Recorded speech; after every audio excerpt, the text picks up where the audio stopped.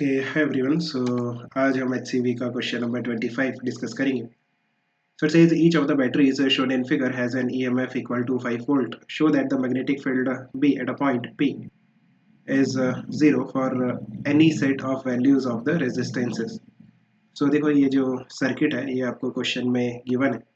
ना इस सर्किट में जो सारी बैटरीज है उनका EMF आपको 5 वोल्ट दे रखा है।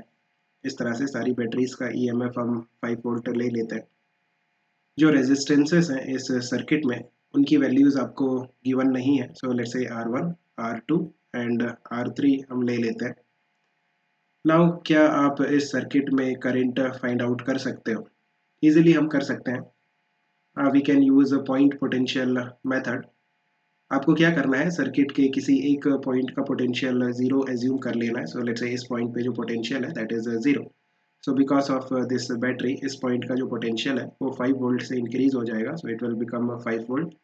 Again because of this battery इस पॉइंट का पोटेंशियल अगेन 5 वोल्ट से इंक्रीज होगी, कितना हो जाएगा 10 वोल्ट। नाउ यहाँ पे आप देखो कि जो पोटेंशियल है उसकी वैल्यू हमें पता नहीं है। सो लेट्स से कुछ एक्स ले लेते हैं। यहाँ पे रेजिस्टेंस है ना, so that's why we don't know the value of potential at this point. So मैंने x एज्यूम कर ली। नाउ इस बैटरी के कारण इस पॉइंट का जो पोटेंशियल है वो 5 वोल्ट से इंक्रीज हो जाएगा। सो कितना हो जाएगा x plus 5 volt. And again because of this battery इस पॉइंट का पोटेंशियल अगेन 5 वोल्ट से इंक्रीज हो जाएगा। सो यहाँ पे x प्लस 5 है, सो यहाँ पे कितना हो जाएगा x प्लस 10। नाउ हम इजीली करंट की वैल्यूज फाइंड आउट कर सकते हैं तीनों रेजिस्टेंस में। आप देखो कि R1 में जो करंट होगा लेट्स से I1 वो इस तरह से होगा I1। What will be the value of I1? That will be the potential difference. आप देखो x प्लस 10 और 10, what is the potential difference? That is x plus 10 minus 10। This is the potential difference divided by resistance which is R1। सो ये कितना निकल के आ रहा है x upon R1। This is I1, this is the current from R1 and जो direction है current का वो हाइयर पोटेंशियल से लोअर पोटेंशियल की तरफ है। सिमिलरली जो करंट होगा R2 में वो होगा I2, that will be from a higher potential to the lower potential. What is the potential difference? I2 that will be कितना potential difference है R2 के across? X plus 5 minus 5. So that will be simply X, right? Divided by जो resistance है that is R2. So this is I2. Similarly we can find I3 also. जो I3 होगा that will be the current in this R3. So इस तरह से होगा, है ना? X is the higher potential. So what is the potential difference? X minus 0. So it will be X divided by जो resistance है that is R3.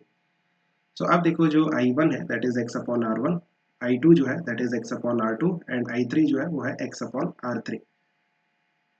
Now आप देखो कि ये जो करंट है I1 ये इस तरह से आएगा, यहाँ से आएगा, देन यहाँ से इस ब्रांच से आगे जाएगा। सो यहाँ पे हमारे पास I1 है। ये जो I2 है ये इस तरह से नीचे आएगा, यहाँ पे I2 आएगा। ये जो I3 है इस तरह से आगे आके इस तरह से यहाँ पे I3 आएगा।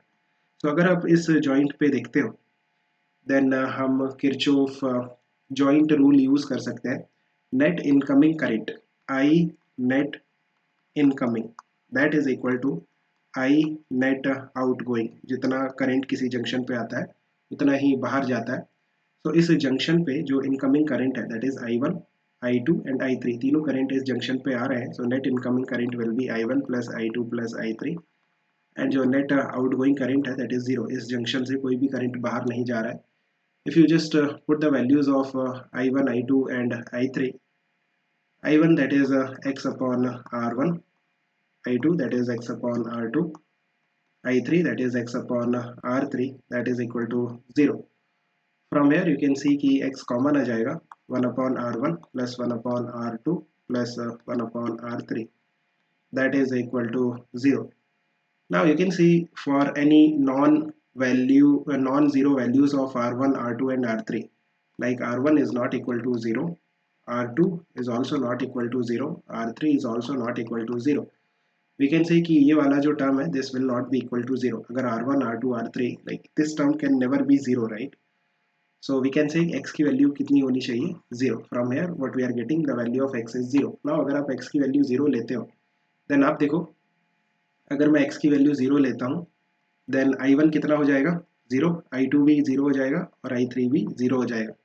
लाइक अगर x की वैल्यू 0 है देन I1 0, x की वैल्यू 0 है then I2 is also 0, x की वैल्यू 0 है then I3 is also 0। Means इस सर्किट के किसी भी ब्रांच में कोई भी करंट नहीं होगा। अगर इस सर्किट के किसी भी ब्रांच में कोई भी करंट नहीं है देन इस सर्किट के अराउंड किसी भी पॉइंट पे हमें कोई भी मैग्नेटिक फील्ड नहीं मिलेगी। सो यू कैन सी कि अगर इस सर्किट में कोई भी करंट नहीं है किसी भी ब्रांच में, and what will be the magnetic field at point P? Zero. In fact, at any point if you take in the space around this circuit, the magnetic field will be zero. Hope you have understood. Keep working hard. Best of luck.